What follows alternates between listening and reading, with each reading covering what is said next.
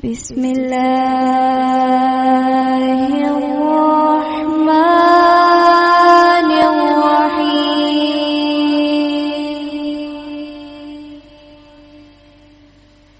تبارک الذی بیدہ الملک وہو علی کل شیء قدیر۔ میرے پیارے ساتھیوں اور کہانی کے ہم سفر لوگوں، السلام علیکم۔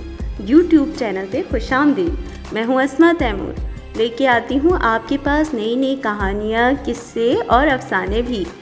آپ جانتے ہیں کہ ہم نے الف لیلا اور لیلا کی داستانوں کا سلسلہ شروع کیا ہوا ہے، جس میں ہم ایک دیو اور سوداگر کی کہانی سن رہے ہیں۔ یہ کہانیاں ہمارے جذبات کو وجدانی کیفیت سے ہم آغوش کرنے میں کمال کا درجہ رکھتی ہیں نا؟ بالکل ایسا ہی ہے۔ آئیے آگے بڑھتے ہیں۔ آپ جانتے ہیں دوسرے بڈھے نے جب اپنا قصہ ختم کر لیا اور دیو نے 2/3 خون معاف کر دیا تو پھر تیسرا بڈھا اٹھا۔ تیسرے بڈھے نے کہا کہ میں اب آپ کو اپنا قصہ سناتا ہوں۔ تیسرے خچر والے بڈھے نے کہا کہ میں تجھ سے ایک ایسا واقعہ بیان کرتا ہوں جو پہلے دونوں قصوں سے زیادہ عجیب و غریب ہے، اور اے دیو تو اس کا باقی خون اور گناہ بھی بخش دینا۔ دیو نے کہا کہ بہت خوب۔ اس نے کہا کہ اے بادشاہ اور جنات کے سردار، یہ خچر میری بیوی ہے۔ ایک بار میں سفر پر گیا اور پورے سال تک اس سے جدا رہا۔ جب میں سفر سے واپس آیا اور رات کے وقت گھر پہنچا تو کیا دیکھتا ہوں کہ وہ ایک حبشی غلام کے ساتھ پلنگ پر پڑی لیٹی ہوئی ہے، اور دونوں میں راز و نیاز اور ہنسی مذاق ہو رہا ہے، اور دونوں ایک دوسرے سے گتھے ہوئے ہیں۔ جو ہی اس نے مجھے دیکھا وہ فوراً اٹھ کھڑی ہوئی اور ایک پانی بھرا لوٹا لائی اور اس پر کچھ پڑھ کر میرے اوپر چھڑک دیا اور کہنے لگی کہ اپنی صورت بدل کر کتے کی صورت بن جا۔ میں فوراً کتا بن گیا اور اس نے مجھے دھتکار کر گھر سے نکال دیا۔ میں دروازے سے باہر آیا اور چلتے چلتے ایک قصاب کی دکان پر پہنچا اور ہڈیاں کھانے لگا۔ جب قصاب نے یہ دیکھا تو وہ مجھے اپنے ساتھ گھر لے گیا۔ جب قصاب کی بیٹی نے مجھے دیکھا تو اس نے میرے سامنے اپنا منہ چھپا لیا اور کہنے لگی کہ یہ تو مردوئے کو لے کر ہمارے پاس آ گئے ہو ابا۔ باپ نے کہا کہ مردوہ کہاں ہے؟ اس نے کہا کہ یہی کتا جس پر اس کی بیوی نے جادو کیا ہے، میں اسے اچھا کر سکتی ہوں۔ جب باپ نے اس کی باتیں سنی تو کہنے لگا کہ بیٹی تجھے خدا کی قسم اسے اچھا کر دے۔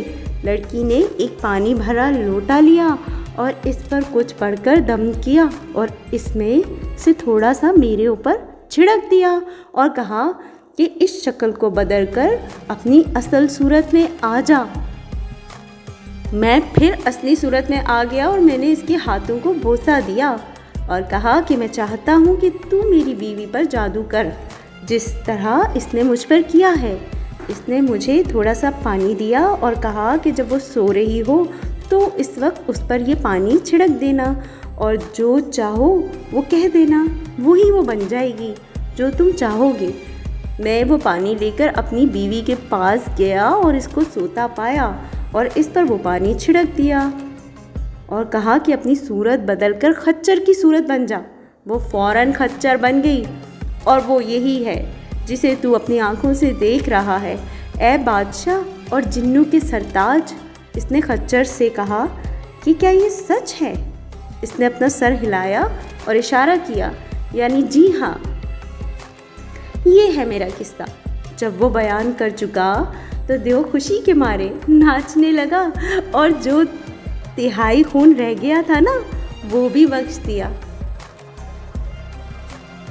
پیارے دوستو، یہاں تک جب تیسرا بڈھا قصہ بیان کر چکا اور سوداگر کی جان چھوٹ گئی دیو سے، تو شہرزاد کو صبح ہوتی دکھائی دی اور اس نے وہ کہانی بند کر دی جس کی اسے اجازت ملی تھی۔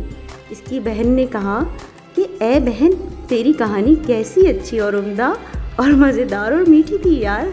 اس نے جواب دیا کہ اگر زندہ رہی اور بادشاہ سلامت نے مجھے قتل نہ کیا تو جو کہانی میں کل رات تم لوگوں سے بیان کروں گی اس میں اور اس میں زمین و آسمان کا فرق ہے۔ بادشاہ نے کہا کہ خدا کی قسم جب تک میں اس سے باقی کہانی نہ سن لوں گا اس وقت تک اسے قتل نہ کروں گا، کیونکہ یہ کہانی بڑی نرالی ہے۔ پھر وہ دونوں صبح تک ایک دوسرے کے گلے لگے رہے۔ اس کے بعد بادشاہ دربار میں داخل ہوا اور لشکر اور وزیر حاضر ہوئے۔ بادشاہ نے دربار کیا اور شام تک احکام صادر کرتا رہا، کسی کو عہدہ دیا اور کسی کو برخاست کر دیا، اور کسی بات کی ممانعت کی اور کسی کا حکم دیا۔ پھر دربار برخاست ہوا اور شہریار بادشاہ اپنے محل میں گیا۔ جب رات ہوئی تو اس نے وزیر زادی سے اپنی ضرورت کو پورا کیا۔ پیارے دوستو، تیسرے بڈھے کا قصہ تو یہیں تک ہے۔ اب میں آپ کے پاس تیسری رات کی کہانی لے کر دوبارہ سے حاضر ہوں گی، اور آپ لوگ میرے ساتھ رہیے گا اس سفر میں۔ اگلی کہانی تک کے لیے اسما تیمور کو اجازت دیجیے، اور دعاؤں میں یاد رکھنا تو مت بھولیے گا۔ اب تو آپ کو یاد ہو گیا ہوگا کہ دعا میں یاد رکھنا ہی ہے۔ چلتی ہوں، السلام علیکم۔